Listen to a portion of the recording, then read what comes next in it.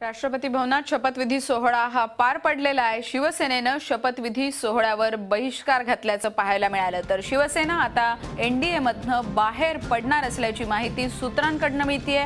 केंद्रीय मंत्री अनंत गीते हे आपल्या पदाचा राजीनामा देणार असल्याची सूत्रांची माहिती आहे। अखेरच्या क्षणी घडलेल्या नाट्यमय घडामोडींनी शिवसेनेनं मंत्रिमंडळ विस्तारावर अखेरच्या क्षणी बहिष्कार टाकला।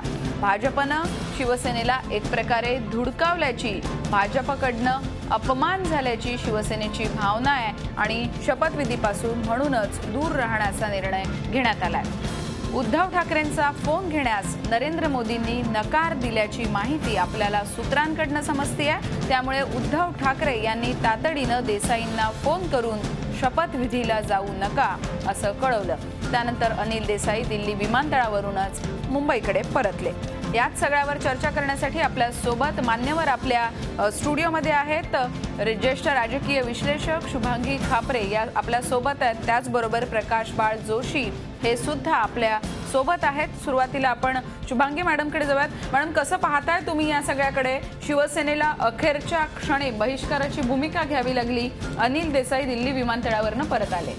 इकडे कुठेतरी शिवसेनाचं जे लीडरशिप आहे उद्धव ठाकरेजींचं, त्याच्यात हा सगळा जो घोळ झाला आहे की ज्या पद्धतीने त्यांना निर्णय घ्यावा लागले, त्याच्यात एक उद्धव ठाकरेंची लीडरशिपवर हा प्रश्नचिन्ह येतोय।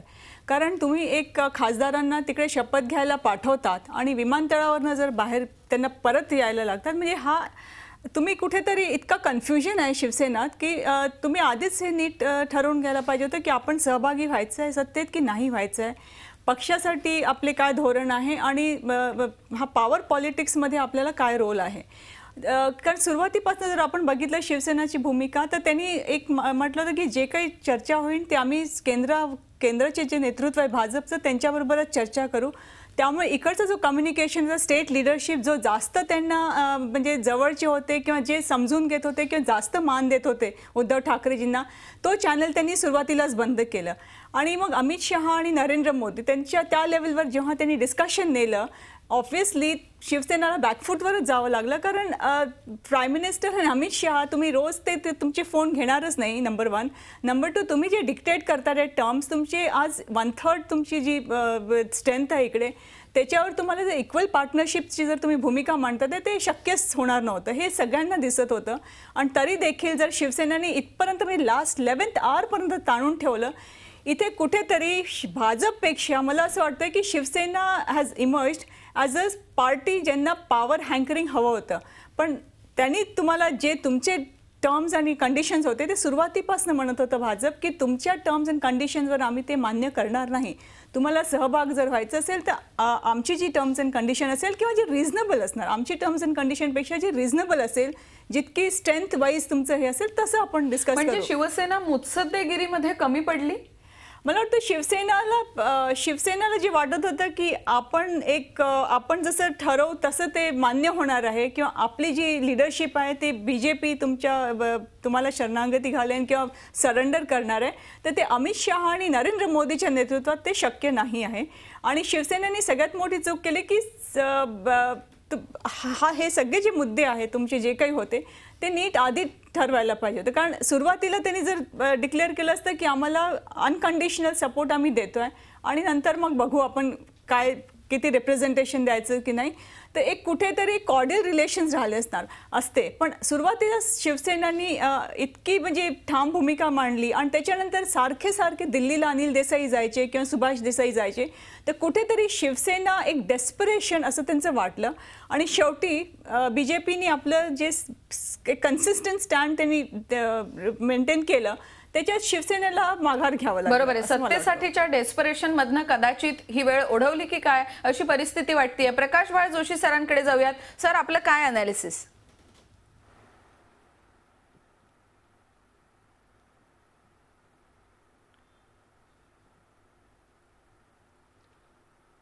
मला एक दिसतंय की निवडणुकीच्या काळामध्ये शिवसेना आणि भाजप यांच्यामध्ये जी कटुता निर्माण झालेली होती, ज्या पद्धतीने शिवसेनेने भाजप आणि त्याचबरोबर नरेंद्र मोदी यांच्यावर टीका केली, ती निवडणुकीचा निकाल आल्यानंतर मोदी पंतप्रधान झाल्यानंतर सुद्धा ती कटुता कायम राहिली आणि त्याच पद्धतीने शिवसेनेची वाटचाल ही पुढे चालू राहिली। आणि गेल्या 15 दिवसात तर आपल्याला असं दिसतंय की शिवसेना नेतृत्व म्हणा की ज्या पद्धतीने त्यांनी भाजपबरोबर बोलणी केली त्याच्यामध्ये कुठेतरी राजकीय अपरिपक्वता दिसून येते.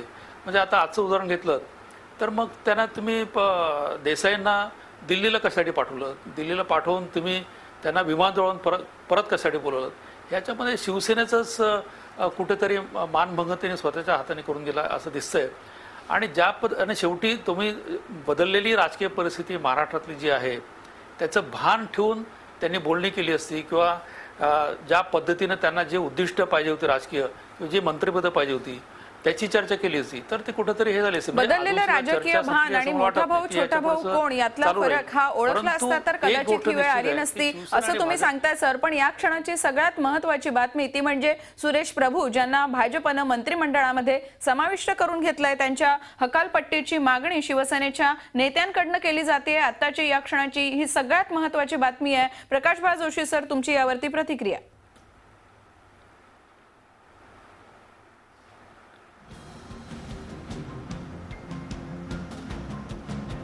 आता ही मागणी सुद्धा बघा ना, म्हणजे एक तर कसं आहे की आपण आधी जरी बघितलं म्हणजे शिवशक्ती आणि भीमशक्ती हा उद्धव ठाकरे यांचा स्वतःचा सोशल इंजिनिअरिंगचा प्रोजेक्ट होता जो गेल्या 10 वर्षात त्यांनी यशस्वी केला. रामदास आठवले आणि त्यांचा पूर्ण पक्ष बरोबर आणला आणि त्यानंतर ज्यावेळेस राज्यसभेमध्ये त्यांना सदस्यत्व देण्याची वेळ आली त्यावेळेस शिवसेनेने त्यांना दिलं नाही आणि त्यावेळेस नेमकं भाजपने पुढे येऊन रामदास आठवले यांना राज्यसभेत पाठवलं त्यांच्या कोट्यामधनं. त्यामुळे ज्यावेळेस युती भंग पावली त्यानंतर रामदास आठवले साहजिकपणे भाजपबरोबर गेले. म्हणजे आज सुद्धा तीच परिस्थिती उद्भवलेली आहे. म्हणजे तुमच्याबरोबर इतकी वर्ष 3-4 वेळा निवडून आलेले तुमचे खासदार आहेत ते खासदार तुम्ही जर भाजपने त्यांना मंत्रिपद देऊ केलं असताना तुम्ही अशा पद्धतीने त्यांना सांगणार की आता शिवसेनेनं काढून टाका तर या शिवसेनेतनं काढून टाकल्यानंतर राजकीय नुकसान कोणाचं होणार आहे हा सुद्धा विचार कुठेतरी होत नाही. आणि मला असं वाटतं की भाजप आणि विशेषतः शिवसेनेच्या बोलण्यामध्ये शिवसेना कुठेतरी भावनेच्या आहारी जाऊन त्यांची बोलणी चालली आहेत. शांत पद्धतीने आपल्याला काय पाहिजे अशा प्रकारच्या राजकीय परिपक्वतेमधनं त्यांची काही बोलणी झालेली नाही आहेत. त्यामुळे अशा प्रकारची पॉलिटिकल ट्रॅक आणि इमोशनल अपील या सगळ्या गोष्टींमध्ये कुठेतरी सरमिसळ झाली की काय आणि राजकीय मुत्सद्देगिरीचा अभाव जाणवलं की काय हे मुद्दे आपल्याकडनं चर्चिले जात आहेत. पण या क्षणाची सगळ्यात महत्त्वाची बातमी ती म्हणजे आता एकनाथ शिंदे हे ग्रुप लीडर असू शकतात विरोधी पक्षनेता म्हणून त्यांची शिवसेनेच्या वतीनं शिवसेनेचे विरोधी पक्ष नेता पदासाठीचे प्रमुख उमेदवार म्हणून एकनाथ शिंदे यांचं नाव निश्चित केलं जाऊ शकतं. शिवसेनेच्या वतीनं एकनाथ शिंदे हे विरोधी पक्षाचे प्रमुख नेते म्हणून नाव निश्चित केलं जाऊ शकतं. ते प्रमुख दावेदार मानले जातात. पण त्याच वेळेला रवींद्र वायकर आणि गुलाबराव पाटील यांची सुद्धा नावं ही चर्चिली जात आहेत. आज संध्याकाळी शिवसेनेची जी बैठक होतीये या बैठकीमध्ये या संदर्भातला निर्णय होण्याची शक्यता आहे. यामध्ये एकनाथ शिंदे हे प्रमुख दावेदार आहेत तर रवींद्र वायकर आणि गुलाबराव पाटील यांची नावं सुद्धा चर्चेत आहेत. संध्याकाळच्या बैठकीत नेमकं उद्धव ठाकरे कुणाच्या पारड्यात आपलं वजन टाकतात हे पाहणं महत्त्वाचं असणार आहे. विरोधी पक्षनेते पदासाठी ठाण्याचे एकनाथ शिंदे यांचं नाव जे आहे ते दावेदारी जी आहे ती प्रमुखरित्या चर्चिली जाते. ठाण्याचा कारभार हा एकनाथ शिंदे यांच्या ठाणे जिल्ह्याचा कारभार एकनाथ शिंदे यांच्या नेतृत्वाखाली गेले कित्येक दिवस आपण पाहतो. महापालिकेतल्या निवडणुका असतील त्याचबरोबर ठाणे जिल्ह्यातलं शिवसेनेचं एकूणच नेतृत्व असेल हे एकनाथ शिंदे गेले कित्येक दिवस करतात. शुभांगी खापरे मॅडम आपण कसं पाहताय संध्याकाळच्या या बैठकीचं नेमकं काय फलित असू शकेल कारण आता भाजपपासून फारकत झालेली आहे. मला वाटतं फार आता तर ठीक आहे ते निवडतील आपले नेते निवडतील आणि ती भूमिका स्पष्ट करतील की ऑपोजिशनमध्ये आपल्याला बसायचं आहे. पण पुढच्या 4-5 महिन्यात आपल्याला बघायला पाहिजे कारण शिवसेनेमध्ये प्रचंड अनरेस्ट आहे. कारण एक सेक्शन असं आहे की ज्यांना जो सातत्याने प्रेशर टाकत होता की आपण सहभाग झालं पाहिजे कारण शेवटी BJPची सत्ता केंद्रात आहे आणि स्टेटमध्ये आहे आणि नुसतं आता ऑर्गनायझेशनल ग्रोथ हा वेगळा विषय आहे की ते इलेक्शन्स कधी येतील काय नाही. पण शेवटी आज लीडरशिप किंवा इश्यूज म्हणजे आज कोणत्या इश्यूजवर तुम्ही अपोज करणार आहात बीजेपीला, तो एक सगळ्यात मोठा विषय यांच्या समोर असणार आहे. पुन्हा महापालिकेची निवडणुका पुढे 2017 मध्ये असणार, तर त्यामुळे तुम्ही तिकडे काय भूमिका घेणार आहे. आज बीजेपीने जरी शिवसेनेने जरी म्हटलं की मायनस बीजेपी पण आम्ही ती चालू शकतो महापालिका, पण तरी येणाऱ्या काळात तुम्हाला बीजेपी एक ऑल्टरनेटिव्ह फोर्स म्हणून बीएमसीच्या इलेक्शन्समध्ये पण तुम्ही बीजेपीला तेवढी स्पेस देतात आहे. म्हणजे जी महापालिका तुमच्या हातात होती तिकडे पण आता तुम्ही बीजेपीला एक चॅलेंज दिल्यामुळे बीजेपी पण त्याच प्रकारे पुढे जातील. त्यामुळे शिवसेनेनी आणि शिवसेना काँग्रेस आणि एनसीपी बरोबर सोबत येणार आहे का, म्हणजे हा एक अलायन्स होऊ शकतो का, तर नाही होऊ शकत. त्यामुळे हा येणाऱ्या काळात आपल्याला दिसेल की शिवसेना ही बॅकफूटवर जाणार आहे आणि शिवसेना कॉर्नर होणार आहे. म्हणजे काँग्रेस असेल, एनसीपी असणार किंवा बीजेपी असणार, हे तिन्ही पक्ष आपापल्या पद्धतीने शिवसेनेची स्पेस कसं घेता येईल आपल्याला तसं सगळे बघतील. आणि शिवसेनेला under the leadership of Uddhav Thackeray हे म्हणजे फार मोठं आव्हान असं मला वाटतं. बरोबर. एक तर तुम्ही अनरेस्ट बद्दल म्हणताय, कारण शिवसेनेत अनिल देसाईंचं नाव पुढे केल्यामुळे एकीकडे खासदार दुखावल्यात, तर दुसरीकडे पक्षाची भूमिका निश्चित नसल्यामुळे आमदारांमध्ये सुद्धा ही अस्वस्थता कायम होती. त्यामुळे जी नवीन इक्वेशन्स येऊ शकतात, विरोधी पक्षनेते पदासाठी रवींद्र वायकर, गुलाबराव पाटील, एकनाथ शिंदे यांची नावं चर्चेत आहेत. कोणाचं तरी एकाचं नाव जरी निश्चित झालं तरी नवी इक्वेशन्स ही नेमकी कशी असू शकतील आणि ती शिवसेनेसाठी अधिक डोकेदुखी देणारी ठरतील का? कारण आज जो शिवसेनेचा लीडरशिप आहे त्यांच्या जसं ऑर्गनायझेशन जर बघितलं आपण तर तिकडे अशी बरेच गट आहे. म्हणजे इंडिव्हिज्युअल्स अशी आहे की ज्यांना एकामेकाच्या बद्दल फार जास्त तिकडे कोहेसिव्हनेस नाही आहे किंवा एक खूप कोऑर्डिनेटेड टीमवर्क त्यांचं नाही आहे. आणि ते कसं उद्धव ठाकरेंसमोर सगळ्यात मोठा चॅलेंज हाच असणार आहे. कारण तुम्ही ऑपोजिशन स्पेस जेव्हा तुम्ही घेतात आहे तर तुमचे अलायन्स पार्टनर्स कोण असणार, म्हणजे तुम्ही इतर बाबी पण येणार आहे तुम्ही. तर शिवसेनाची स्पेस आणि विदिन द शिवसेना MLAs असतील किंवा MPs असतील त्यांच्यातही असं डिव्हिजन आहे. तर त्यामुळे तो एक्सप्लॉइट प्रत्येक पार्टी करेन आपली स्पेस घ्यायला. आणि उद्धव ठाकरेंना हा खूप मोठा चॅलेंज आहे की आपला पूर्ण युनिट एकत्र ठेवायचा आणि नॉट ओनली दॅट पुढे तुम्ही त्याला कसं वाढवू शकतात. तर बीजेपी बरोबर त्यांचे बरेच लोक असंही म्हणत होते की आपण सहभाग जर झालं असतं इकडे राज्यात आणि तर ते आपल्याला ऑर्गनायझेशनल स्ट्रेंथसाठी ते पुढे आपल्याला जास्त फायद्याचं झालं असतं. कारण शेवटी एकदा सरकारमध्ये स्टेटमध्ये राहिल्यानंतर केंद्रातही आपले एक से असतो. त्यामुळे तुम्हाला पक्ष वाढवायचं असेल किंवा पक्षातही बाकी जे ऑर्गनायझेशनल जे बेस आहे ते रिटेन करायचं असेल तर ते सोपं झालं असतं. पण आता इंडिव्हिज्युअली एकदम आयसोलेटेड होऊन तुम्ही जर पक्ष वाढवू शकतात तर फार मोठा चॅलेंज आहे. आणि युनिटच एकत्र ठेवणं सगळ्यात मोठा चॅलेंज आहे. 6 months मध्ये आपण बघायला पाहिजे. बरोबर आहे. आपण प्रकाशभाई जोशी सरांकडे सुद्धा जाऊयात. सर, जसं आता शुभांगी मॅडम म्हणाल्या, एकतर शिवसेनेला एकसंध ठेवणं हे एक महत्त्वाचं चॅलेंज असणार आहे आणि दुसरीकडे सरकारमध्ये असेल तर पक्ष वाढवणं हे काहीसं सोपं होतं, पण विरोधी बाकांवरती बसून पुन्हा पक्ष वाढवणं आणि तो एकसंध ठेवणं हे खूप चॅलेंजिंग असू शकतं. तुम्ही या सगळ्या घडामोडींकडे कसं पाहता? संध्याकाळची बैठक ही महाराष्ट्राच्या राजकारणाच्या दृष्टीने किती महत्त्वाची मानली जाते?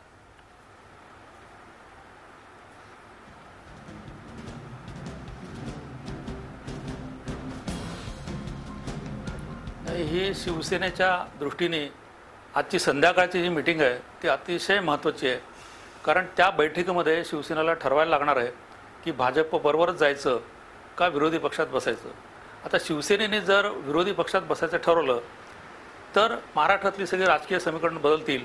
आणि त्यामध्ये मला असं वाटतं की आज भाजपचं सरकार महाराष्ट्रातले जे आहे ते मायनॉरिटी गव्हर्नमेंट आहे. त्यामुळे राष्ट्रवादी पक्षाची जी बार्गेनिंग पॉवर आहे ती वाढेल.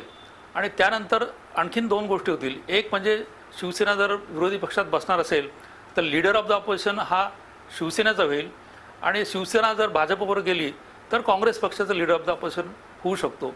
ह्या ज्या घडामोडी आहेत त्यामुळं येणाऱ्या काळामध्ये शिवसेनेला अतिशय अडचणीला तोंड द्यायला लागणार आहे.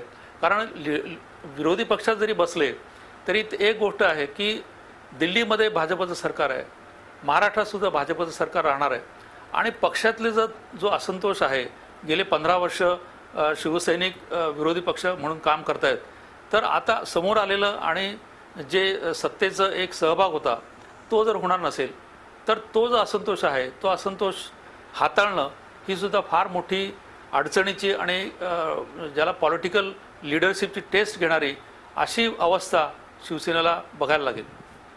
अशी अवस्था बघावी लागेल असं सर तुम्ही म्हणताय. पण एकीकडे आपण पाहिलं अनिल देसाई नवी दिल्लीला विमानतळावरून परत आले. दुसरीकडे माहिती अशी येते की उद्धव ठाकरेंचा फोन घ्यायला नरेंद्र मोदींनी नकार दिला. राज्यातली आधी बोलणी करा मग केंद्रात सहभागी घेऊ अशा स्वरूपाचे अनेक अल्टिमेटम सेनेनं दिले जे भाजपनं धुडकावून लावले. कुठेतरी सुरेश प्रभूंचा समावेश करून भाजपनं शिवसेनेच्या जखमेवर मीठ चोळण्याचा प्रकार केलाय असं आपल्याला वाटतं का की या सगळ्या प्रकारामध्ये ही जी काही शिवसेनेला एनडीएतनं बाहेर पडण्याची भूमिका घ्यावी लागली या सगळ्याचा नेमका जबाबदार कुणाला म्हणावं लागेल, सहानुभूती नेमकी कुणाकडे जाईल, याचे राजकीय रिपरकेशन्स हे नेमके कसे असू शकतात?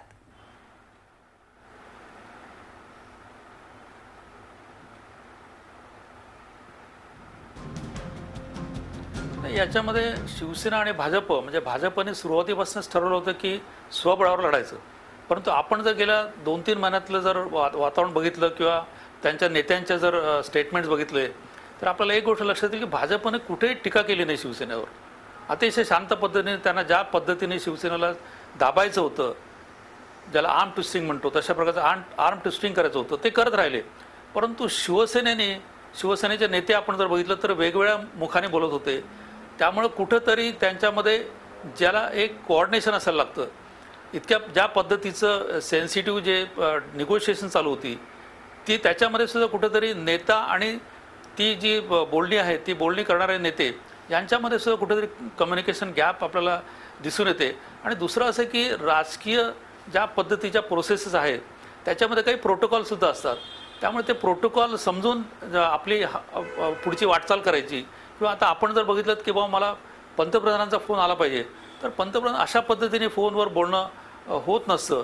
तर पंतप्रधानांचे जे त्यांनी नेमलेले जे रिप्रेझेंटेटिव्ह असतात त्यांच्याबरोबर बोलणं करून आपल्याला जे काही पाहिजे किंवा जे आपली मागणी आहे ती कशा प्रकारे पदरात पाडून घ्यायला पाहिजे ह्याच्यासाठी जी मुत्सद्देगिरी लागते ती मुत्सद्देगिरी दाखवण्यात शिवसेना कुठेतरी कमी पडली. त्यामुळे अशा म्हणजे आता तुम्हाला जर पंतप्रधानांना भेटायचं असेल आणि जाण्यापूर्वी तुम्ही कुठेतरी ठरवलं पाहिजे किंवा कुठेतरी बोललं पाहिजे, वेळ घेतली पाहिजे आणि मग गेलं पाहिजे. नाहीतर मग सार्वजनिकरित्या तुम्ही जाता आणि परत येता आणि त्याचं कुठेतरी सर्वसामान्य कार्यकर्ते आहेत किंवा नेते आहेत त्यांच्यासुद्धा मनोधैर्यावर कुठेतरी परिणाम होतो. आणि त्याचाच आता जो काही परिणाम झालेला आहे म्हणजे की भाजपनं काही न बोलता आपलं काम केलेलं आहे. कारण भाजपला सुद्धा शिवसेनेची गरज नाही असं नाही आहे, परंतु बाहेरून जो राष्ट्रवादीचा पाठिंबा आहे त्यामुळे शिवसेनेला ते अशा पद्धतीने दाबू शकलेले आहेत. परंतु बदललेल्या परिस्थितीचा शिवसेनेनं कुठंतरी विसर पडला आहे. आणि म्हणजे निवडणुकापूर्वीचं जे वातावरण होतं त्यावेळेसचं जे शिवसेना आणि भाजपचे रिलेशन्स होते त्याच पद्धतीने त्यांची बोलणी पुढे चालवली. त्यामुळे त्यांना ज्या प्रकारचं यश पाहिजे होतं ते यश आलेलं दिसत नाही आहे.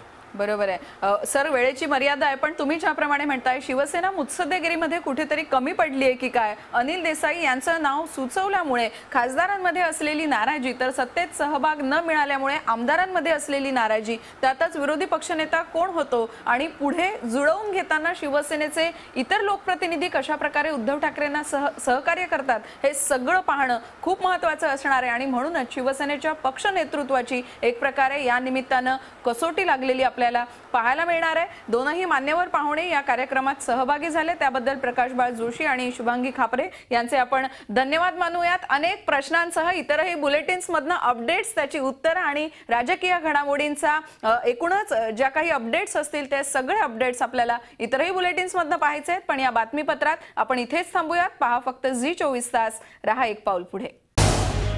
झी24 तास, रहा एक पाऊल पुढे.